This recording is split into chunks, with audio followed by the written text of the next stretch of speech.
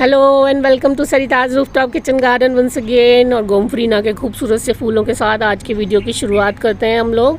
आज के वीडियो का हमारा टॉपिक है, बहुत सारे लोग मेरे से कमेंट सेक्शन में पूछते हैं कि हमारे प्लांट्स की पत्तियां ख़राब हो रही हैं, वो नीचे से येलो होके गिर रही हैं या बर्न होके गिर रही हैं या फिर कुछ तरह के धब्बों के साथ वो गिर रही हैं, तो उनके क्या रीज़न्स हो सकते हैं और क्या उनके निवारण हो सकते हैं। इसी विषय पर आज हम लोग बात करेंगे। बहुत ही इंपॉर्टेंट टॉपिक है, इसलिए आप लोग पूरा वीडियो देखें और फिर जांचें अपने पेड़ों को कि कौन सा रीज़न हो सकता है आपके प्लांट्स की पत्तियां ख़राब होने का, और उसका उपचार उसी हिसाब से करें।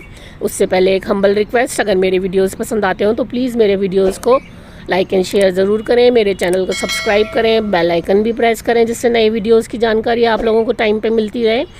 तो आप ये देखिए कि जो हमारा प्लांट्स की पत्तियों के पीले होने का सबसे कॉमन और इग्नोर करने वाला जो रीज़न है वो है नीचे से जो पत्तियां कुछ येलो होती जाती हैं, वो बिल्कुल नॉर्मल है। उनकी एज पूरी हो जाती है तो उसके बाद वो येलो होके गिरने लग जाती हैं।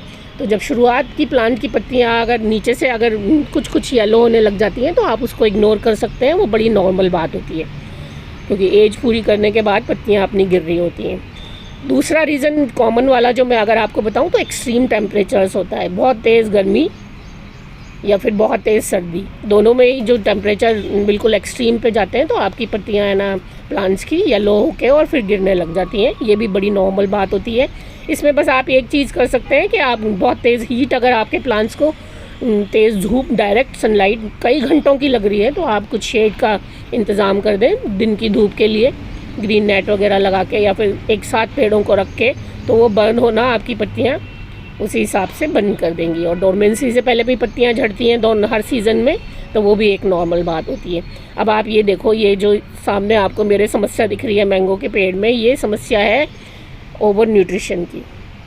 तो ये बहुत बड़ी समस्या होती है और इसके ऊपर अगर हम बात करें तो हम ज़्यादातर अपने प्लांट्स को जल्दी बढ़ाने के लिए, जल्दी बढ़त करने के लिए, या फिर अनजाने में भी कई बार उसको बहुत ज़्यादा न्यूट्रिशन दे देते हैं, ओवर न्यूट्रिशन उसको कर देते हैं हम लोग, तो है ना, जिससे है ना प्लांट उतना तो न्यूट्रिशन ले ही नहीं पाता और है ना पत्तियाँ स्ट्रेस में आ जाती हैं आपकी, और है ना फिर है ना येलो के अलग अलग तरीके से गिरने लग जाती हैं। तो ओवर न्यूट्रिशन एक बहुत बड़ा फैक्टर होता है और ज़्यादा खतरनाक होता है बजाय अंडर न्यूट्रिशन के। हम लोग हर हफ्ते अपने प्लांट्स को कुछ ना कुछ न्यूट्रिशन देते रहते हैं, मेरे से भी ये गलती हो जाती है। ये देखिए, ये ओवर न्यूट्रिशन का ही कमाल है। लिक्विड फर्टिलाइज़र से है ना ये बर्न हुई है थोड़ी सी इसकी पत्तियाँ, रोज़ की मेरे की। तो ओवर न्यूट्रिशन का आप विशेष ध्यान रखें और है ना बैलेंस खाद दें। 15 दिन में एक बार बहुत होती है प्लांट्स को खाद देना। अगर ऑर्गेनिक कर रहे हैं हम लोग तो केमिकल वालों की तो मैं बात ही नहीं करती, वो तो काफ़ी ख़राब कर देते हैं प्लांट्स को। और ना ऑर्गेनिक भी अब अगर हम दे रहे हैं, लोग बहुत सारे कहते हैं कि ऑर्गेनिक नुकसान नहीं करता, पर नहीं, ओवर न्यूट्रिशन तो ऑर्गेनिक भी ख़राब ही होता है प्लांट्स के लिए। स्ट्रेस में तो आता ही है प्लांट उससे भी। तो न्यूट्रिशन का आप विशेष ध्यान रखें और बैलेंस न्यूट्रिशन दें हमेशा। आप ये ध्यान रखिए कि माइक्रो और मैक्रो जो भी प्लांट की नीड होती है वो सब कुछ पहुंच जाए उसके पास और कुछ एक्स्ट्रा ना पहुंचे। ज़्यादातर हम लोग नाइट्रोजन बेस खाद देते हैं तो नाइट्रोजन बहुत ज़्यादा हो जाती है हमारे प्लांट्स में, और उसके बाद पत्तियाँ बिल्कुल शिराएँ तो हरी हरी रहती हैं बीच की उनकी, और है ना पत्तियाँ पीली पड़ने लग जाती हैं। तो है ना ये नाइट्रोजन का ओवरडोज हो जाता है प्लांट्स में। तो है ना इस तरह से भी उसका भी ध्यान रखें हम कि, और है ना मैग्नीशियम, जिंक वगैरह की कमी से भी पत्तियाँ है ना बीच में से है ना पीली पड़ने लग जाती हैं। तो माइक्रो और मैक्रो न्यूट्रिएंट्स का कुल मिला के मेरे कहने का मतलब ये है, बैलेंस रखें जब भी आप लोग दें अपने प्लांट्स में। और अंडर न्यूट्रिशन में भी है ना प्लांट्स की पत्तियाँ जो हैं अलग अलग तरह के न्यूट्रिशंस की कमी होती है, तो अलग अलग तरह से धब्बे दिखाती हैं प्लांट्स में और फिर उसके बाद येलो होके गिर जाती हैं। तो ये भी आप ध्यान रखें कि न्यूट्रिशन अगर आप पॉट्स में ना ग्रो करते हैं या ग्रो बैग्स में करते हैं तो पूरा दें अपने प्लांट्स को, हर 15 दिन में एक बार बैलेंस न्यूट्रिशन ज़रूर दें। तो न्यूट्रिशन का बड़ा फैक्टर होता है आपके प्लांट्स की लीव्स को अलग अलग तरीके से है ना पीले होके गिरने के लिए। उसके बाद अगर मैं बात करूँ तो वाटर बहुत इम्पॉर्टेंट रोल प्ले करता है। या तो है ना अंडर वाटर रहते हैं आपके प्लांट्स, या ओवर वाटरिंग होती है आपके प्लांट्स में। दोनों ही स्थिति में आपकी प्लांट्स की जो पत्तियां हैं वो स्ट्रेस में आती हैं और फिर गिरती हैं। ये देखो आप, मेरा अनार का पेड़ ये ओवर वाटरिंग का शिकार है। अनार को बहुत कम पानी की ज़रूरत होती है, और अगर आप तेज़ गर्मी में भी इतना बड़ा प्लांट है और है ना ये सोच के कि नहीं दिन में मुरझा जाएगा, डेली उसको खूब सारा पानी देते हैं, तो इस तरह से देखो आप पत्तियाँ येलो होने लगी हैं इसकी, नई जितनी भी आई हैं। येलो तो नहीं कहूँगी पर लाइट कलर की होने लगी है, लाइट ग्रीन कलर की। तो ये ओवर वाटरिंग की निशानी होती है आपके प्लांट में। तो बहुत तेज़ गर्मी में भी हम लोग ये सोचते हैं ना, ये बड़ी टंकी में लगा हुआ है, इसको इतनी ज़रूरत नहीं है। 5 लीटर पानी भी डेली का है ना अनार में बहुत होता है।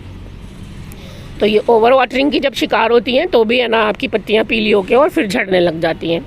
और अंडर वाटरिंग से भी यही होता है, गर्मियों में ऐसा होता है अक्सर, अगर तेज़ धूप में है प्लांट और आपने उसकी पूरी नीचे तक जड़ गीली नहीं की है तो वो अंडर वाटरिंग का शिकार भी हो जाता है, और उसके बाद कॉर्नर्स पत्तियों के पीले पड़ने लग जाते हैं, जलने लग जाते हैं और फिर गिरने लग जाती हैं पत्तियाँ। तो ये भी एक रीज़न होता है। तो पानी को ध्यान रखें, आप पूरा पानी दें गर्मियों में अगर बाहर है, पर ये ध्यान रखें कि है ना आपका ड्रेनेज सिस्टम भी उतना ही अच्छा हो, तो रुके भी ना, तो वो ओवर वाटरिंग के भी शिकार ना हो प्लांट्स। अब आप ये आते हैं कि हम कुछ ऐसे धब्बे जिस तरह से आपको ये दिख रहे हैं गोल गोल बीच में, ये आपके जो प्लांट्स की पत्तियां चूसने वाले कीड़े होते हैं, मिलीबग हैं, माइट्स हैं, थ्रिप्स हैं, और ये सब जो कीड़े मकड़े होते हैं, पेस्ट वगैरह, वो अगर आपके प्लांट में लगे हुए हैं तो वो भी पत्तियों में से रस चूसते हैं धीरे धीरे, और फिर आपकी पत्तियां इस तरह से ख़राब होकर गिरती हैं। तो ये भी एक रीज़न होता है, बड़ा रीज़न होता है। तो आप अपने प्लांट चेक करते रहें कि जो भी है ना आपके पत्ती चूसक कीड़े होते हैं उनको है ना पहचानते रहें। और इसके लिए तो मैंने आपको बता ही रखा है कि प्रिकॉशंस ज़्यादा ज़रूरी होते हैं। होने के बाद अगर आप है ना ऑर्गेनिक से सही करना चाहते हैं तो काफ़ी है ना गड़बड़ हो जाती है। तो उससे पहले से ही आप प्रिकॉशनरी हर 15 दिन में या 10 दिन में अगर कुछ एक हल्का स्प्रे करते हैं। स्प्रे मैंने आपको बताया, ये नीम ऑयल भी हो सकता है, उसमें क्लोव ऑयल वगैरह भी मिक्स करके हो सकता है। कुछ फूल भी इस तरह के होते हैं, कुछ बायो एंजाइम्स बनते हैं पेस्ट को कंट्रोल करने के लिए, हरी मिर्च, लहसुन वगैरह के जो बायो एंजाइम होते हैं। तो ये सब आप स्प्रे करने में यूज़ कर सकते हैं, और चेंज कर करके भी यूज़ कर सकते हैं हर 10-15 दिन में। तो वो क्या है, बचा रहता है आपका प्लांट, प्रिकॉशनरी है ना, आप उसको ठीक कर लेते हैं। और ये देखो ये भी है ना एक ओवर न्यूट्रिशन के शिकार हो रहे हैं मेरे प्लांट्स, जो बिल्कुल कॉर्नर की पत्तियां इतनी गोल्डन होने लग जाती हैं, तो इनमें ज़्यादा खाद डली हुई है। इस बार का है ना चाहते हुए भी लिक्विड फर्टिलाइज़र के बाद भी दूध मेरा बहुत सारा फट गया था, तो मैंने उस पनीर बनाया था, तो उसका पानी भी फिर मैंने अपने वेजिटेबल प्लांट्स में डाल दिया 2 दिन बाद ही। तो थोड़ा सा ज़्यादा हो रहा है इनमें न्यूट्रिशन। तो एक ये रीज़न भी होता है कि ना आपके प्लांट्स के में पेस्ट का आप ध्यान रखें। दूसरा सनलाइट, ये देखो ये सनलाइट के हमारे प्लांट्स हैं मेरे, ऊपर ग्रीन नेट लगा हुआ है और इधर वैसे ही थोड़ी 10-11 बजे तक धूप आती है। तो ये सारे मेरे जो लौकी की बेल हैं वो नीचे से जो ग्रीन नेट में आ रही है ना, बिल्कुल जिनको पूरी धूप नहीं मिल पाती है, वो उनकी पत्तियां ख़राब होके और फिर गिरने लगी हैं, क्योंकि धूप से ही खाना बनाती हैं अपना पत्तियां ग्रीन रहने के लिए, क्लोरोफिल की और उसकी ज़रूरत होती है। तो है ना नहीं मिल पाती धूप पूरी, तो इस तरह से फिर अंदर के जो ये मेरे प्लांट्स हैं ना, बाहर निकल गई हैं जो बेल की टहनियाँ, वो तो ठीक है बिल्कुल, जो अंदर हैं प्लांट्स वो इस तरह से ख़राब हो रहे हैं। तो आप ये देखो, जिनको आप पहचानिए कौन से प्लांट्स हैं जिनको धूप में ना की ज़रूरत होती है, कौन से प्लांट्स हैं जिनको छाया की ज़रूरत होती है, और कौन से प्लांट्स हैं जिनको बहुत तेज़ धूप बर्दाश्त नहीं होती है। तो उसी हिसाब से है ना अपने प्लांट्स को है ना सेट करें आप। अब ये देखो आप, इसको तुरई के प्लांट को धूप की ज़रूरत है, ऊपर पत्ते निकल गए हैं, कितने हरे भरे हो रहे हैं, भले इसे कितनी तेज़ धूप है फिर भी ग्रीन नेट के अंदर से बाहर निकलने लगी है अब ये बेल, और बाहर वाले पत्ते कितने हेल्दी हैं देखिए आप। तो ये पहचान के और फिर उसी हिसाब से आप धूप का भी प्रबंध करें अपने ना प्लांट्स के लिए। वेजिटेबल प्लांट्स को मोस्टली बहुत धूप चाहिए होती है, ये ध्यान रखें आप।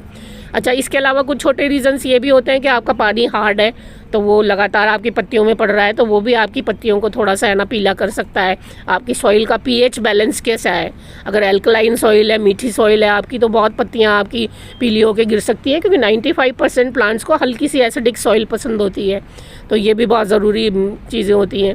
मिट्टी आपने कैसी बनाई है, आपकी मिट्टी रिच है या नहीं है, बहुत है ना, उसमें न्यूट्रिशन डेफिशिएंसीज ज़्यादा तो नहीं है, ये इसका बहुत फ़र्क पड़ जाता है।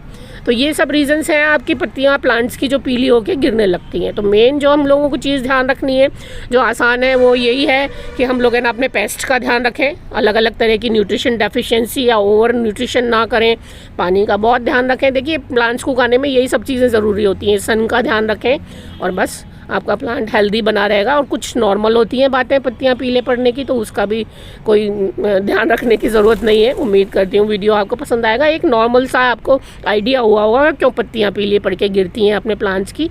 बहुत बहुत धन्यवाद, नमस्कार।